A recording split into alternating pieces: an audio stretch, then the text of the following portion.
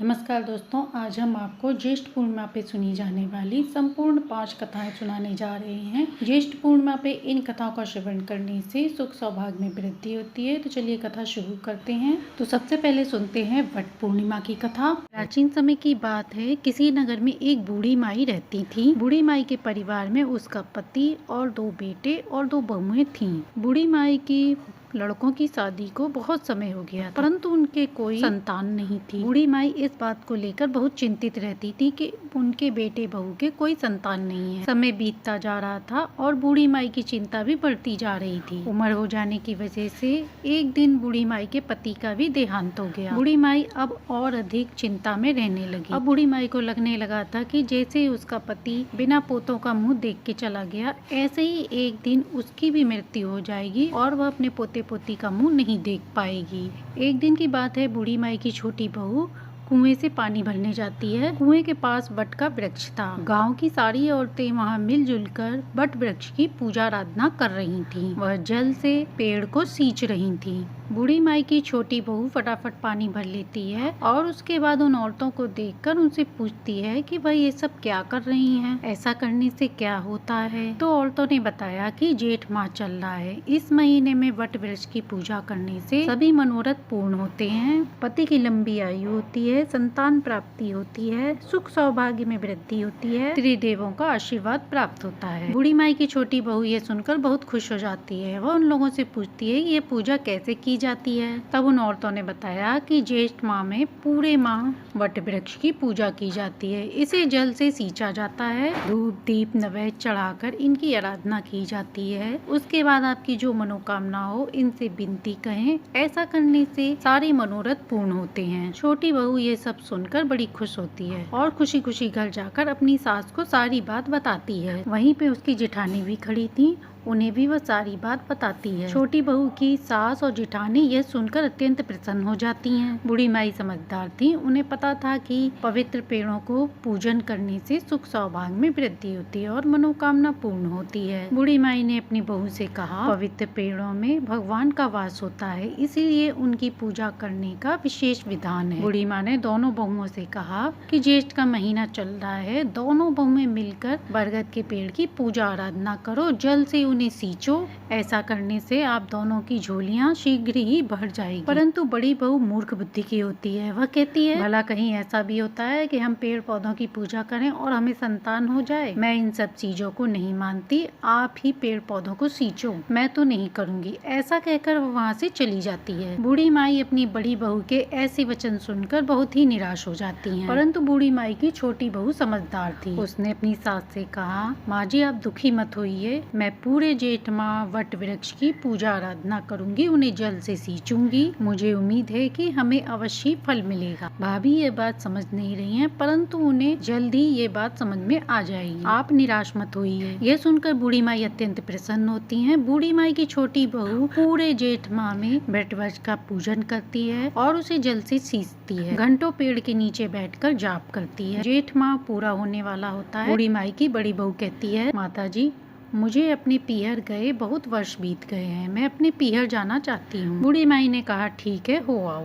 बूढ़ी माई का बड़ा बेटा उसे अपनी पत्नी को पीहर छोड़ आता है। उधर जेठ माह पूर्ण हो जाता है और छोटी बहू को उसकी पूजा आराधना का फल मिलता है। उसको गर्भ ठहर जाता है। जब बूढ़ी माई को इस बात का पता लगता है तो उसकी खुशी का कोई ठिकाना ही नहीं रहता। सभी लोग भगवान का दिल से धन्यवाद करते हैं। 9वें महीने छोटी बहू के एक पुत्र पैदा होता है। बूढ़ी माई सारे गाँव में मिठाइयाँ बंटवाती है। उधर बूढ़ी माई की बहू को जब पता चलता है तो वह भी मायके से लौट आती है। जब वह छोटे बच्चे को देखती है तो खुश हो जाती है। तभी छोटी बहू अपनी जेठानी से कहती है, भाभी आप भी वट वृक्ष की पूजा आराधना करो, आपको भी पुत्र की प्राप्ति होगी। अब जेठानी को भी अपनी गलती का एहसास हो जाता है और वह छोटी बहू से माफी मांगती है और भगवान के भी आगे हाथ जोड़कर क्षमा मांगती है। अब वह जेठ माह का इंतजार करने लगती है। समय बीतने लगता है। जब अगला जेठ माह आता है तो वो भी पूरी श्रद्धा भाव से वट वृक्ष को सींचती है, पूजन करती है, प्रतिदिन उनकी पूजा आराधना करती है। परमात्मा की कृपा उस पर भी हो जाती है और वह भी गर्भवती हो जाती है और 9वें महीने में एक सुंदर पुत्र को जन्म देती है। अब बूढ़ी माई पूर्ण रूप से संतुष्ट हो जाती हैं। बूढ़ी माई को कोई भी चिंता नहीं रहती। अब बूढ़ी माई पंडित को बुलवाकर वट वृक्ष की पूजा आराधना करके उन्हें भोज वगैरह कराती है, ब्राह्मण को वस्त्र देती है, दक्षिणा देती है। इस प्रकार वो भगवान का धन्यवाद करती है। हे अक्षय वट वृक्ष भगवान, जैसे आपने बूढ़ी माई की दोनों बहुओं की गोद भरी, ऐसे ही अपनी कहानी कहते सुनते हुकारा भरते सबके घर में सुख शांति समृद्धि देना। तो प्रेम से बोलिए जेठ के ठाकुर जी की जय।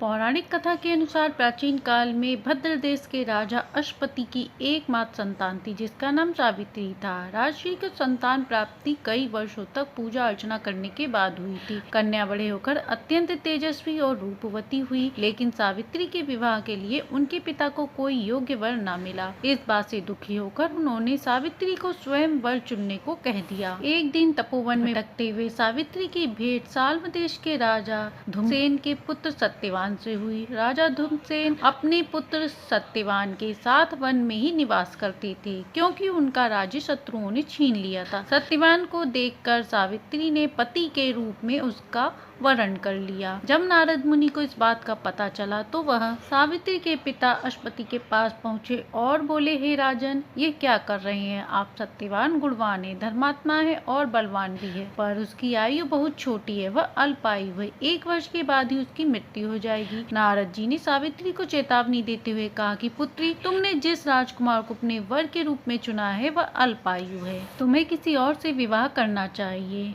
नारद जी की बात सुनकर राजा अश्वपति अत्यंत चिंतित और दुखी हो गए। यह देखकर सावित्री ने अपने पिता से कहा कि आर्य कन्याएं अपने पति का एक बार ही वरण करती हैं और राजा भी एक बार ही आज्ञा देते हैं, इसलिए मैं सत्यवान से ही विवाह करूंगी। सावित्री अपने निर्णय पर अड़िग रही और आखिरकार उनका विवाह सत्यवान से हो गया। विवाह के पश्चात वे राज वैभव छोड़कर वन में चली गईं और वहां अपने पति परिवार की सेवा करने लगी। लेकिन सत्यवान की मृत्यु का समय निकट आ रहा था और इस चिंता में सावित्री अधीर होने लगी। सावित्री ने अपने पति को दीर्घायु के लिए उपवास रखना शुरू कर दिया। साथ ही उन्होंने नारद मुनि द्वारा कथित निश्चित तिथि पर पितरों का पूजन भी किया। जिस दिन सत्यवान के महाप्रयाण का दिन था, उसी दिन लकड़ियां काटने जंगल में वह गया। सावित्री भी उसके पीछे पीछे जंगल की ओर चल पड़ी। वहाँ सत्यवान को दर्द होने लगा और वे मूर्छित होकर धरती पर गिर पड़ी। सावित्री ने सत्यवान के सिर को अपनी गोद में रख लिया और वहाँ यमराज प्रकट हो गए। बिना विचलित हुए पूरे विश्वास के साथ सावित्री जी ने यमराज जी से सत्यवान के प्राण न ले जाने की प्रार्थना की, लेकिन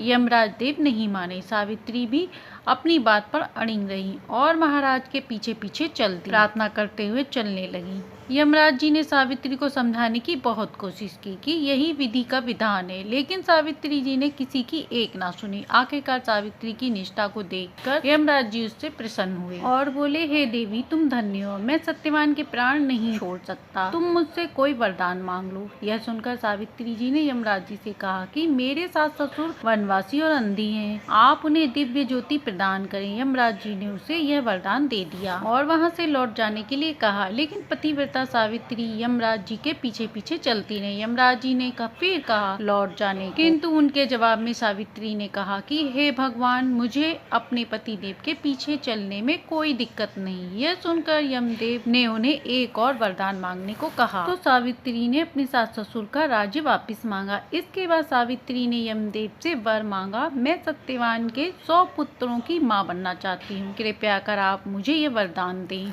सावित्री की पति भक्ति से प्रसन्न होकर यमराज जी ने सावित्री को तथास्तु कहा, जिसके बाद सावित्री ने कहा कि मेरे पति के प्राण तो आप लेकर जा रहे हैं, तो आपके पुत्र प्राप्ति का वरदान कैसे पूरा होगा। तब यमदेव ने अंतिम वरदान देते हुए सत्यवान को जीवात्मा का पाश से मुक्त कर दिया। सावित्री पुनः उसी वट वृक्ष के नीचे लौट आईं, तो उन्होंने पाया कि वट वृक्ष के नीचे पड़े सत्यवान के मृत शरीर में जीव का संचार हो रहा है। कुछ देर में सत्यवान उठकर बैठ गया। उधर सत्यवान के माता पिता की आंखें भी ठीक हो गईं। दोनों लोग वापस अपने राज्य में आ गए। इस प्रकार दोनों खुशी खुशी घर लौटे। वहाँ सबने यह चमत्कार सुना और सावित्री की महिमा का का गुणगान किया। सावित्री की तरह अपने पति के लिए पूर्ण समर्पण, निष्ठा और तपस्या का प्रतीकात्मक पर्व नारी शक्ति की प्रेरणा का स्रोत है। इस पावन अवसर पर हम कामना करते हैं कि हर स्त्री को सावित्री माता जैसी शक्ति और आशीर्वाद प्राप्त। नगर में एक ब्राह्मणी रहती थी।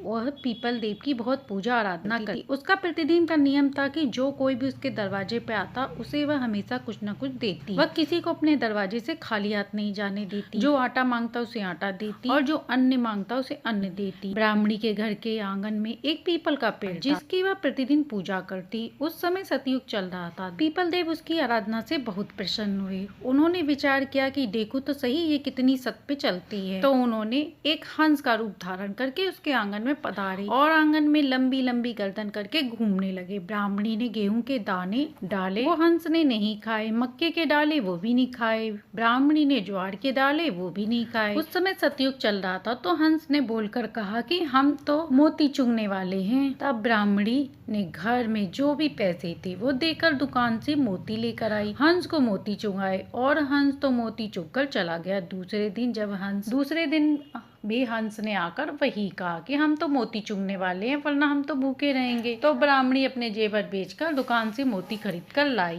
हंस चुग कर चला गया। तीसरा दिन होते ही जब वह वापिस आई तो ब्राह्मणी परेशान हो गई। अब मोती कहाँ से लाएगी, अब तो उसके पास कुछ है ही नहीं। चौथा दिन होते ही हंस आ गए। फिर ब्राह्मणी अपनी बेटी को सेठ के यहाँ नौकरानी के रूप में रखने की बात करके सेठ से पैसे लेकर आई। ब्राह्मणी बोलती है कि कल से मैं अपनी बेटी को तुम्हारे घर नौकरानी काम करने के लिए भेज दूंगी। फिर ब्राह्मणी ने उन पैसे से मोती लेकर आई और हंस को चुगाया। रात को ब्राह्मणी सोचती है कि कैसे मैं अपनी बेटी को नौकरानी के रूप में सेठ के यहाँ भेज दूं। लोग क्या सोचेंगे कि हमने अपनी बेटी को नौकरानी बना दिया। तो ब्राह्मणी बोलती है कि अब हम लोग सवेरा होने से पहले यहाँ से निकल देते हैं। अपनी बेटी को नौकरानी नहीं बनाऊंगी। वो अंधेरे में ही निकलने लगती है। उस समय पीपल परमेश्वर तो झड़ने लगे और नीचे गिरे हुए सारे बेशकीमती बन गए। तब ब्राह्मण ने कहा कि मेरे पैरों के नीचे कुछ चुभ रहा है, जरा दीपक तो लाना, देखते हैं क्या चुभ रहा है। फिर तो दोनों ने देखा तो क्या, आंगन में तो हीरे मोती पड़े। ब्राह्मणी ने सारे मोती समेट कर रख लिए और बोली कि बस सुबह होते ही थोड़े मोती देकर सेठ जी के पैसे चुका देती हूँ।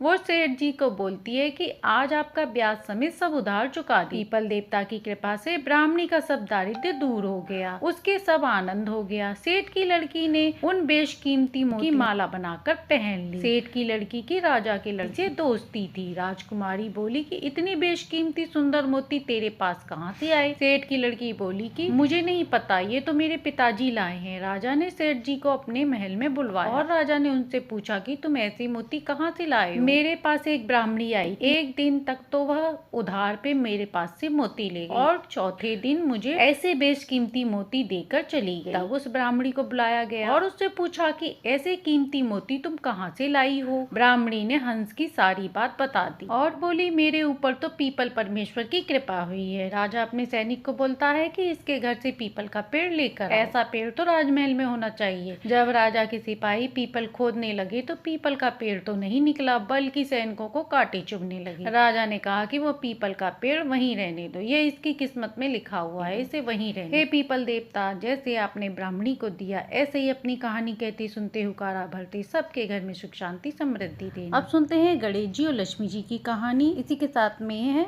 33 कोटि देवी देवता की कहानी। एक बुढ़िया माई थी, भगवान गणेश जी की पूजा अर्चना करती। बच्चे दूध दही मांगते तो मारती पीटती। गणेश भगवान की पूजा करती जाती। भगवान जी से कहती मुझे दूध दो, गैया दो, बछड़ा दो। गणेश जी ने उन्हें गैया बछड़ा दी। बुढ़िया माई बहुत मस्त हो गई। इसी प्रकार पूजा करते करते समय बीतने लगा। एक दिन गणेश भगवान बुढ़िया माई से बोले, बुढ़िया माई तुमने कभी लक्ष्मी जी का न्योता कराया? मैंने तो नहीं किया। वो कहाँ मिलेंगी? गणेश जी बोले क्षीर सागर में जाकर देख, विष्णु जी के चरण दबा रही होंगी। बुढ़िया माई दौड़ी दौड़ी लक्ष्मी जी के पास गई और बोली कि लक्ष्मी जी आपका न्योता है। विष्णु भगवान बोले लक्ष्मी जी तुम्हें जाना पड़ेगा। 16 श्रृंगार करके लक्ष्मी मैया बुढ़िया के घर पहुंची। बुढ़िया ने 7 पट्टे बिछाए। लक्ष्मी जी बोली 7 पट्टे क्यों बिछाए? मैं तो घर घर उचकती हूँ, एक पाँव से तेरे, दूसरे पाँव से दूसरे के घर, सारी प्रजा के जाती हूँ, जो मेरा नाम लेता है उसके वास करती हूँ। छठी आऊँ बधाई आऊँ। तेने मेरे को तो न्योता करा है, लेकिन कभी 33 कोटि देवी देवता का न्योता करा है? चंदा को, सूरज को, गंगा जी को, यमुना जी को, तुलसी जी को, शालिग्राम जी को, हनुमान हनुमान जी को, राम जी को, कृष्ण जी को, पाल माता को, पतवारी माता को, लपसी तपसी को, गजानंद को, गणेश जी को, आकाश को, यमराज जी को, गाय को, चरणामृत भगवान को, राम लक्ष्मण की, पीपल की, केला को, आंवला को, कदम को, कल्पवृक्ष भगवान को, आशा भगवती को, 68 तीर्थों को, 68 संतों को, नीलेश्वर, कामेश्वर को, मनकामेश्वर को, ब्रह्मा जी को, चैतन्य महाप्रभु जी को, शिव जी को, माता पार्वती को, कैला माता, चामुंडा माता, नरी सेमरी माता, नैना मैया को, वैष्णो देवी को, मनसा देवी को, चिंतापूर्ति को, ज्वाला देवी को, 9 बहनों को, नगरकोट को, भगवान विष्णु को, गणेश जी को, संतोषी माता को, शनि देव जी को, सोमवार को, मंगलवार को, बुधवार को, गुरुवार को, शुक्रवार को, शनिवार को, 8 वारों को, सीता माता को, राधा रानी को, तिरुपति बालाजी को, विष्णु जी को, सत्यनारायण भगवान को, नित्य नेम को, वृंदावन को, बिहारी जी को, गुरु जी को, द्वारिका जी को, बल्लभ जी को, राधा दामोदर को, भगवान को, भगवान जगन्नाथ को, बद्रीनाथ को, केदारनाथ को, अमरनाथ को, रामेश्वरम को, द्वारिका को, कंटेश्वर। बुढ़िया माई बोली मैंने तो नहीं करा। विष्णु भगवान बोले तू इन सबका न्योता कर। बुढ़िया ने 36 प्रकार के भोजन बनाकर सबका न्योता किया, सबको विदा किया। बुढ़िया कहने लगी हे भगवान जब मैं मरूं तो मुझे अपना कांधा देना। भगवान बोले जब बुढ़िया मरे तो घंटा बजा देना। बुढ़िया मरी, शोर होने लगा, बुढ़िया मर गई, बुढ़िया मर गई। भगवान विष्णु बालक का रूप रख कर आए और बुढ़िया माई के पास आकर बोले चल वैकुंठ को। विष्णु भगवान बुढ़िया को वैकुंठ ले गए। हे विष्णु भगवान जैसे बुढ़िया को आए वैसे ही सबको आना। तो प्रेम से बोलो गणेश जी, लक्ष्मी जी, विष्णु भगवान की 33 कोटि देवी देवता की जय। एक समय की बात है, माता पार्वती और शिव जी भ्रमण पर निकले थे। तभी माता पार्वती ने देखा चारों ओर सूखा पड़ा हुआ है। वहीं पर एक बूढ़ा आदमी प्यास से तड़प रहा था। प्यास से तड़पते हुए उस बूढ़े आदमी की मौत हो गई। तभी उसकी बेटी वहाँ आई और बिलाप करने लगी, हे भोलेनाथ आपने ये क्या कर दिया,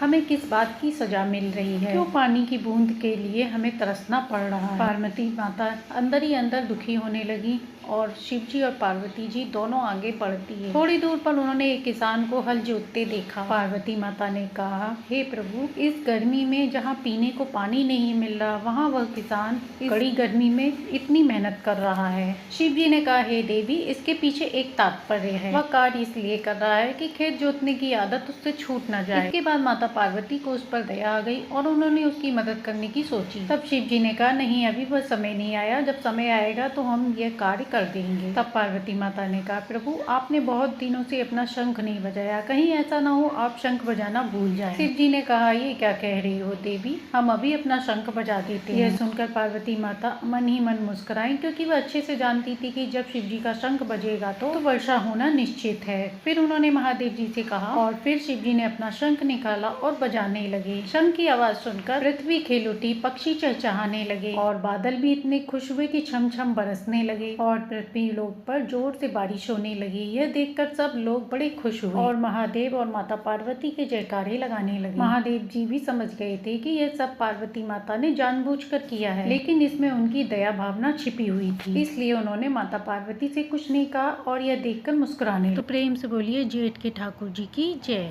तो ये थी जेठ पूर्णिमा पे सुनी जाने वाली संपूर्ण 5 कहानी, जिसे सुनने से सुख सौभाग्य में वृद्धि होती है। कहानी अच्छी लगी हो तो लाइक एंड सब्सक्राइब करें।